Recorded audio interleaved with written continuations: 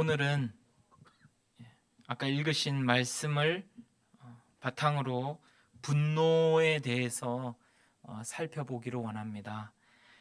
분노에는 여러 가지 범주가 있습니다. 짜증부터 시작해서 불평, 불만, 원한, 화. 혹시 존경하는 우리 믿음의 선배님들 삶 가운데 짜증, 불평, 분노 어떻게 많이 하시는지요?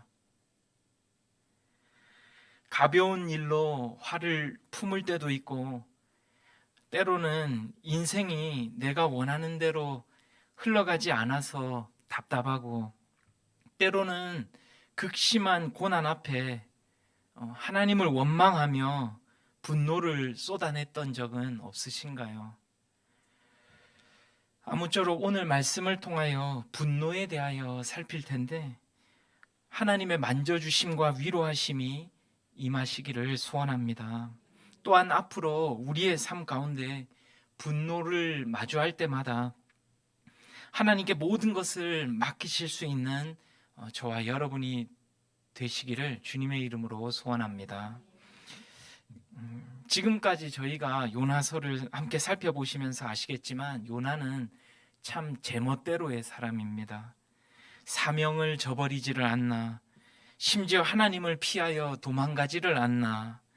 만일 빨리 회개했더라면 저는 그렇게 생각합니다.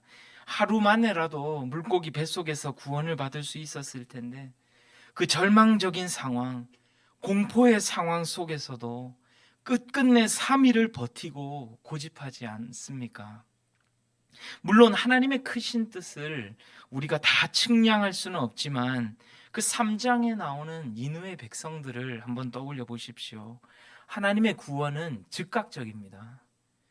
회개에 대한 반응도 즉각적입니다. 예수님 십자가의 우측 강도도 그날 바로 즉각적 회개를 통한 구원이 임하지 않았습니까? 저는 이러한 사실이 얼마나 감사한지 모르겠습니다.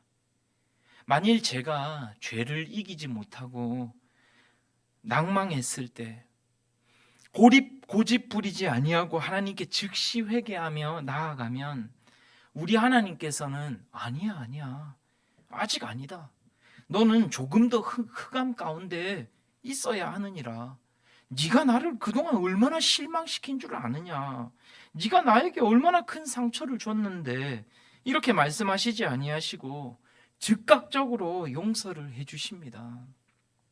마치 이제 오나 저제 오나 마을 어귀에 서서 집 나간 둘째 아들을 기다리는 심정으로 우리 하나님은 그렇게 우리를 기다리시고 사랑하십니다. 하지만 요나는 쉽사리 하나님께 마음의 문을 열지 않습니다. 그래서 어떤 신학자들은 요나서 2장에 등장하는 그 요나의 회개 기도를 진심 어린 그 회개로 해석하지 않습니다. 마치 바리새인의 기도처럼 가식적이고 위선적이고 형식적인 기도라고 평가하기도 합니다.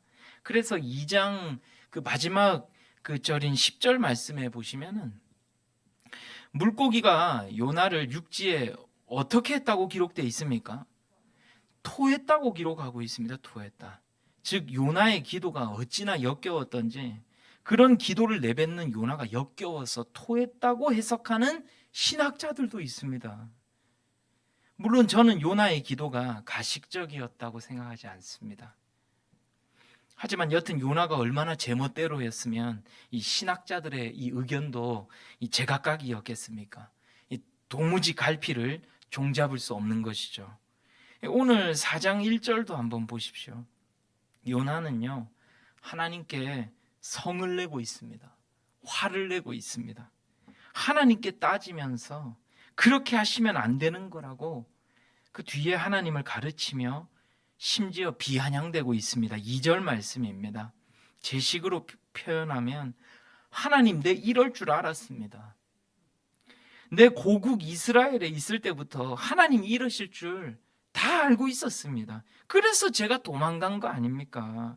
우리 고귀하시고 고결하시는 우리 하나님께서는 얼마나 은혜로우시고 자비로우시며 또 노하기를 더디하시는지 세상에나 그 악하고 벌레 같은 아수르인들을 용서하실 줄 내 다 알았습니다.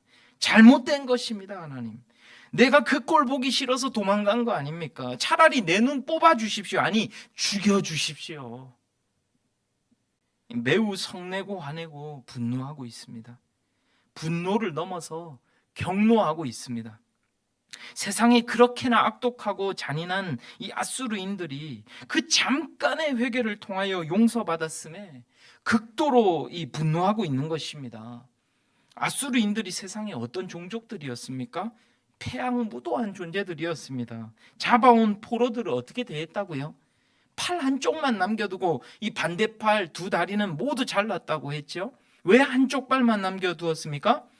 많은 사람들이 보는 광장에서 그 남은 한쪽 팔에 줄을 매달아 말을 타고 끌고 다니면서 그를 조롱하기 위해서라고 합니다. 뿐만입니까? 반란 세력들에게 다시는 말하지 못하게, 듣지 못하게, 숨지 못하게 한다는 명목하에 혀를 자르고 코를 자르고 귀를 절단했습니다. 산채로 가죽을 벗기고 살아있는 산모의 배를 갈라서 태아를 꺼낸 이들이 과연 구원받아 마땅한 존재들이 맞는 것입니까? 물론 요나가 하나님께 분노한 것 매우 잘못된 행동입니다. 어찌 하나님께 분노를 표출할 수 있단 말입니까? 불경건한 것이고 죄악입니다. 하지만 요나 입장에서는 도무지 믿고 싶지 않은 일이 지금 일어난 것입니다. 부당하다고 생각하는 것입니다. 그런데 일단 여러분, 요나가 이 하나님께 이 분노하는 이 모습을 통해서 우리는 이 분노의 본질에 대해서 몇 가지 알 수 있는 사실이 있습니다. 먼저 짚고 넘어가면 좋겠습니다. 이 분노의 본질에는 이 세 가지의 개념이 들어있다는 사실입니다. 첫째는 이 눈앞에 일어난 현상을 머리로 인지한다는 것입니다. 인지한다, 인식한다. 만일에 누가 어떤 행동을 했어요. 그러면 그 행동을 내 머리로 뭐 한다고요? 인식한다는 것입니다. 그리고 둘째는 머리로 인식한 그 현상이나 뭐 그 사실에 대해서 반대한다는 것입니다. 반대한다. 그렇지 않습니까? 만일에 눈앞에 벌어진 일에 대하여 내가 반대하지 않으면 분노할 일이 없는 겁니다. 그 일이 행복한 일이면 내가 기쁨으로 반응하면 될 일이지 분노하지 않는다는 것입니다. 하지만 그 일이 탐탁치 않고 내가 가진 상식으로 이해되지 않으니까 분노하는 것입니다. 예를 들어서 살인자가 10년형도 아니고 1년형을 받는다. 사람들은 분노합니다. 4천억을 횡령한 사람이 6개월을 선고받으면 분노합니다. 자녀가 부모님께 막말하고 조롱하고 함부로 대하면 분노합니다. 열심히 노력한 사람보다 요령을 잔뜩 피운 사람이 이익을 보거나 먼저 진급하면 분노합니다. 교통법규를 잘 지키려 나는 2, 3km 전부터 3차선을 잘 타고 가고 있는데 바로 내 눈앞에서 끼어들게 하는 차량을 보면 분노합니다. 근데 사람의 심리가 참 웃긴 것이 눈앞에서 끼어들게 하면 엄청 기분 나쁜데 한참 저 앞에서 끼어들게 하면 기분 덜 나빠요. 왜 그럴까요? 내가 직접적으로 당한 일이 아니라 여기기 때문입니다. 그러니까 사람은 직접적으로 내가 당한 일, 내 가족이 당한 일, 나와 친한 사람들이 당한 일에 대해서 더 반응하고 공감한다는 것입니다. 그러니까 사람은 동일한 일이나 뭐 현상에 대해서 이 분노라는 감정을 가질 때에도 나와 얼마나 이 관련되어 있느냐 없느냐에 따라서 이 분노의 온도가 현격히 차이 난다는 것입니다. 그런가 하면 분노의 본질 세 번째는 표출된다는 것입니다. 말로 표출되거나 행동으로 표출되거나 아니면 적어도 이 표정으로 표출된다는 것입니다. 즉 정리하면 분노라는 것은 내가 중요하게 생각하는 일이 잘못됐다고 느꼈을 때 적극적으로 반대하는 견해를 드러내는 것입니다. 다시 말하면 분노란 내가 중요하게 생각하는 일이 잘못됐다고 느꼈을 때 그것에 대하여 반대하는 감정이다라는 것입니다. 그러니까 요나에게 있어서 구원이라는 것은 아무나 받을 수 없는 것입니다. 오직 선택받은 백성들에게만 주어지는 엄청난 은혜인 것입니다. 만일에 그 은혜가 이방인에게 정말 설령 주어진다 할지라도 최소한 전 세계에서 가장 악인이라고 불리우는 그 아수르인들에게는 절대 임할 수 없는 것이었습니다. 그러니 요나가 중요하게 생각하는 일에 있어서 지금 하나님의 그 결정은 한참 잘못됐다고 인식하게 된 것입니다. 그러니까 어떻게 합니까? 반대 견해를 드러내는 것이죠. 근데 우리 요나가 어느 정도로 이 반대 견해를 드러냈냐면 이 죄악이라고 할 수 있는 하나님의 낯을 피하여 도망하기까지 했습니다. 물론 우리 하나님께서 포기하시지 않는 자비하심으로 요나를 결국에는 니느웨까지 인도하셨지만요. 그리고는 요나서 3장에 가서는 정말 우려하던 그 일이 일어나고야 말았습니다. 그러니 요나가 또 어떻게 합니까? 적극 따지는 거죠. 오늘 본문처럼 하나님께 성내는 겁니다. 표출하는 거예요. 대노하는 거예요. 앞으로 입으로 말로 이 자신의 분노함을 마구마구 표출하는 것입니다. 그러니까 분노의 본질에는 판단하는 성질이 들어있는 것이죠. 잘못됐냐 그렇지 않냐를 판단하는 것입니다. 근데 그 판단의 기준이 무엇입니까? 여기서 만일에 자기의 판단이 기준이 될 때 문제가 되는 것입니다. 내가 생각할 때 혹은 나의 경험상 혹은 사회 통념상 혹은 내 기분에 의해서 이런 식으로 이 절대적인 기준에 의해서 이 판단하는 것이 아니라 이 내로남불이 될 수 있는 기준으로 모든 것을 바라보고 판단하기 때문에 어떤 사람은 이 동일한 문제 앞에서 분노하지 않는데 어떤 사람은 전인격적으로 분노하는 거예요. 근데 여러분, 분노라는 것은 사실 나쁜 것이 아닙니다. 만일 분노라는 것이 나쁜 것이었다면은 하나님도 분노하시면 안 되고 예수님도 분노하시면 안 됩니다. 하지만 성경은 하나님은 분노하시는 하나님이라 분명하게 말씀하고 계시고 우리 예수님께서도 성경에 여러 차례 분노하셨습니다. 먼저 하나님입니다. 시편 7편 11절입니다. 제가 읽겠습니다. 하나님은 의로우신 재판장이시며 그 다음 세상의 하나님은 어떤 분이시라고요? 매일 분노하시는 하나님이시랍니다. 매일. 만일 분노가 나쁜 것이라면 하나님 분노하시면 안 되시죠. 하지만 하나님은 어떤 하나님이요? 매일 분노하시는 하나님이시랍니다. 여러분, 성경에 보면 우리 하나님께서 제일 극대노하신 적이 있습니다. 혹시 언제인지 아십니까? 십계명을 처음 수여하시던 날이었습니다. 출애굽기 32장에 세상의 십계명은 그 판 자체도 하나님이 만드셨고 그 판에 새긴 글자도 하나님의 손으로 하나님이 직접 친필로 써주신 하나님의 말씀입니다. 보고 싶지 않으세요? 하나님의 글씨는 어떠하실까 참 궁금합니다. 근데 십계명 받기 위해서 모세는 이 40주 40야를 시내산에 올라가서 내려오지를 않았습니다. 그러자 그 산 밑에서는 끔찍한 일이 벌어지게 되었습니다. 온 백성들이 그 40일을 못 참고 이 모세가 산 위에서 어떻게 된 줄 알고 아론을 찾아갑니다. 그리고는 자기들을 이끌 신을 만들라고 요구합니다.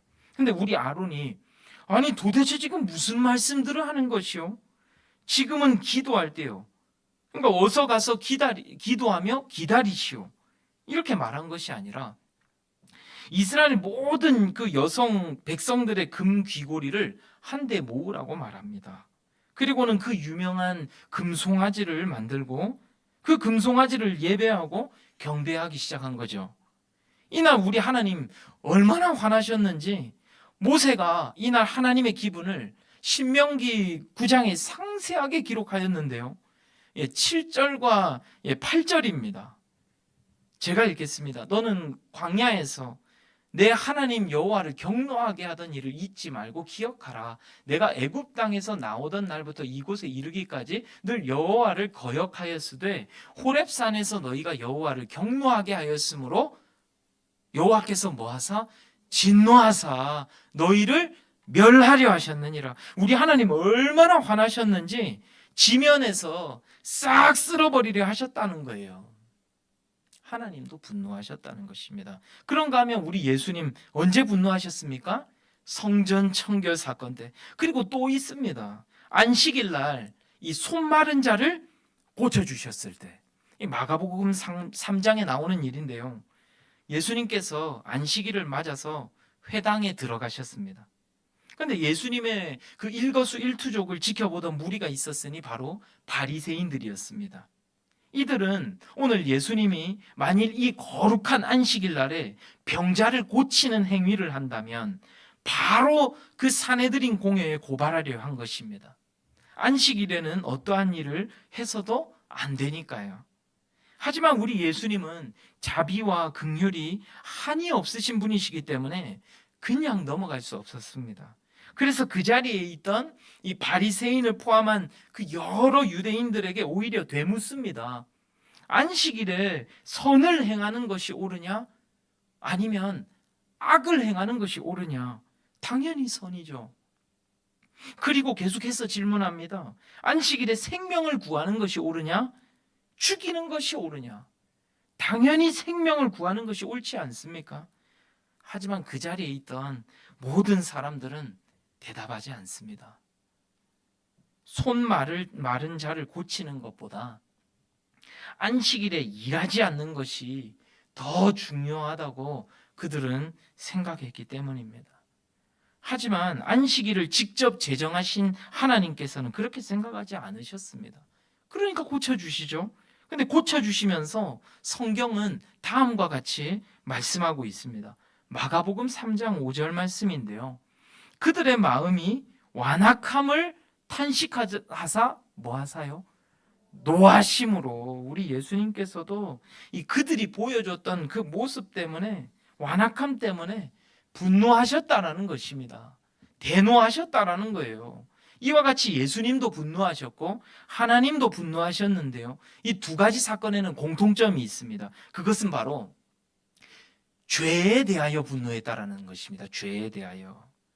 이 출애굽기에서는 우상 숭배를 범한 죄에 대해서 하나님이 분노하셨고, 지금 이 마가복음에서는 이 바리새인들이 가진 그 완악함이라는 그 죄에 대해서 하나님이 분노하셨다라는 것입니다. 즉 죄에 대해서 하나님이 분노하셨습니다. 그렇다면 저희도 하나님의 형상을 따라서 이 창조된 사람으로서 하나님을 닮아 분노할 때는 분노해야 하는 것입니다. 하지만 어떤 일에 대하여 분노하느냐가 중요한 것인데, 어떠한 일에 대해 분노하면 된다고요? 죄에 대해서. 죄에 대해서 분노하면 되는 것입니다. 이 세상에는 죄악이 만연해 있기 때문에 저희는 분노하지 않고 살아갈 수 없는 것입니다. 아니, 오히려 분노하고 있지 않다면 어쩌면 저희는 하나님이 바라시는 대로의 삶을 살아가고 있지 않을 수도 있다는 것입니다. 그러나 다만 우리의 기준대로, 우리의 생각대로, 우리의 마음대로, 우리의 판단대로 아무 일에나 분노하면 되는 것이 아니라 오직 죄에 대해서만 분노해야 한다는 사실입니다. 죄란 무엇입니까? 하나님이 싫어하시는 것입니다. 하나님께서 어떠한 것을 싫어하시는지를 십계명에 다 담아 놓으셨습니다. 이 십계명에 어떤 것이 있는지 아주 간략하게 살펴볼 텐데, 그 전에 잠시 논할 것은, 하나님은 우리를 왜 창조하셨습니까? 그렇죠. 하나님께 영광 돌리라고 창조하셨습니다. 그리고 창조하신 하나님을 누리라고 창조하셨습니다. 그렇다면 하나님께 영광을 돌리는 방법은 무엇이고 하나님을 온전히 누리는 방법이 무엇입니까? 그것은 십계명을 지키면서 살아가는 것입니다. 우리의 삶 가운데 십계명을 그 목표점에 두고 십계명을 온전히 다 누리며 살아가는 것입니다. 그렇다면 사랑하는 성도 여러분, 십계명을 온전히 누리면서 살아가고 계십니까? 첫 번째 계명입니다. 너는 하나님 외에 다른 신을 내게 두지 말라. 즉 하나님을 배신하지 말라는 것입니다. 하나님을 배신하지 않으면서 살아가고 계십니까? 하나님을 배신한다라는 것이 무엇일까요? 우리에게 빗대어서 생각하면 명확해집니다. 제가 결혼을 했습니다. 근데 아내만 사랑하기로 서약을 하고 맹세했습니다. 근데 제가 아내를 사랑하면서 다른 여인을 사랑하면 어떻게 되겠습니까? 제 아내를 파괴하는 것입니다. 제 아내를 죽이는 것입니다. 하나님께서 최소한 일주일에 한 번 우리를 보시고자 주일을 제정하셨습니다. 주일은 구약의 안식일은 아니지만 안식일의 그 정의는 담아 놓으셨습니다. 그래서 주일을 맞아 우리가 모든 일상을 멈추고 하나님을 바라보라는 것입니다. 하나님을 예배하라는 것입니다. 시간의 속박에서 벗어나서 이날만은 하나님을 온전히 누리면서 나만 바라보라는 것입니다. 그분의 말씀을 듣고 그분을 노래하며 찬양하며 그렇게 깊이 있는 교제를 나누자는 것입니다. 사랑의 사귐을 나누자는 것입니다. 저는 아내와 연애할 때 그냥 함께 있는 것만으로도 참 행복했습니다. 영화를 보러 가도 영화가 눈에 들어오지 않았습니다. 저의 온 신경은 옆자리에 그녀에게 가 있었습니다. 나중에 급기야는 잠시지만 떨어져 있는 그 순간을 견디지를 못하겠는 겁니다.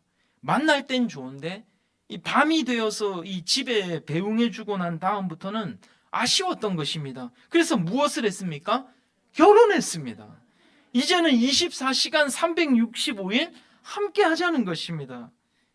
행복합니다. 네.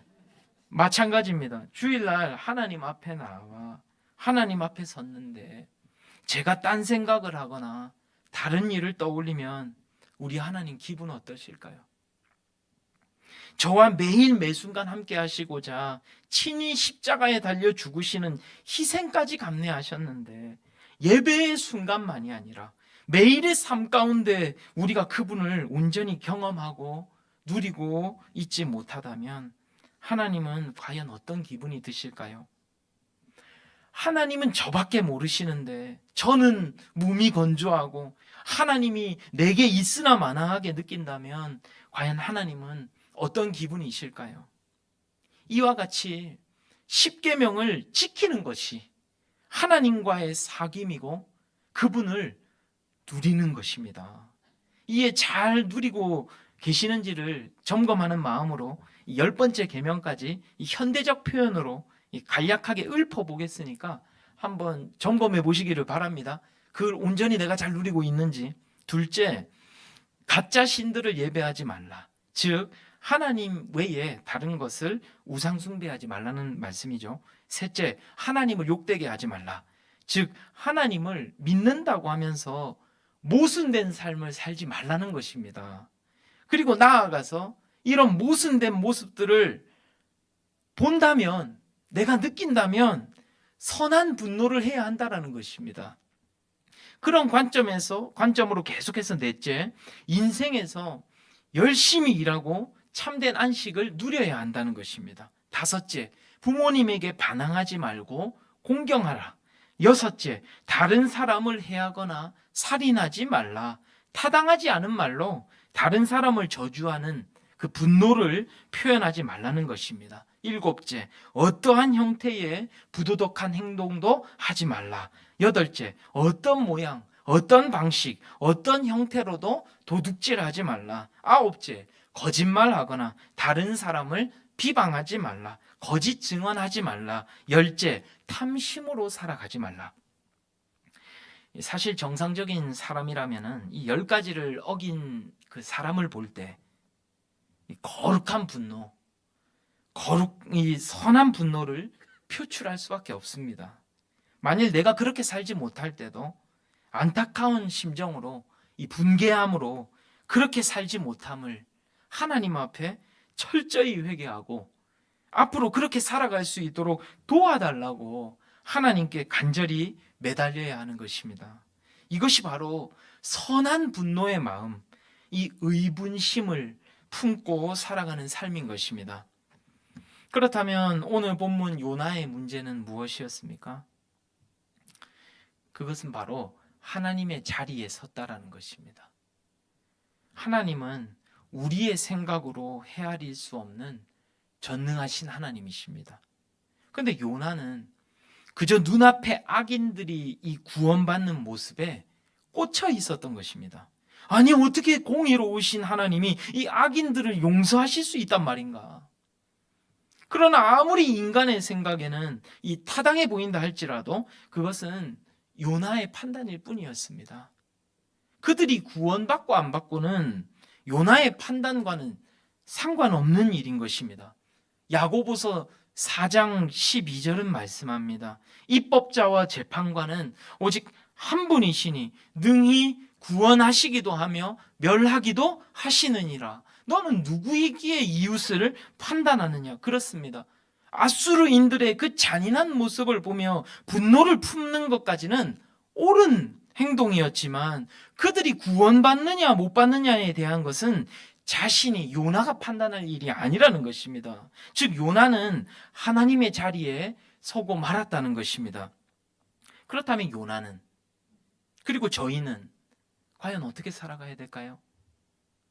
오늘 이 본문의 모습만이 아니라 우리가 인생을 살아가면서 겪게 되는 여러 가지 분노의 상황들이 있지 않습니까?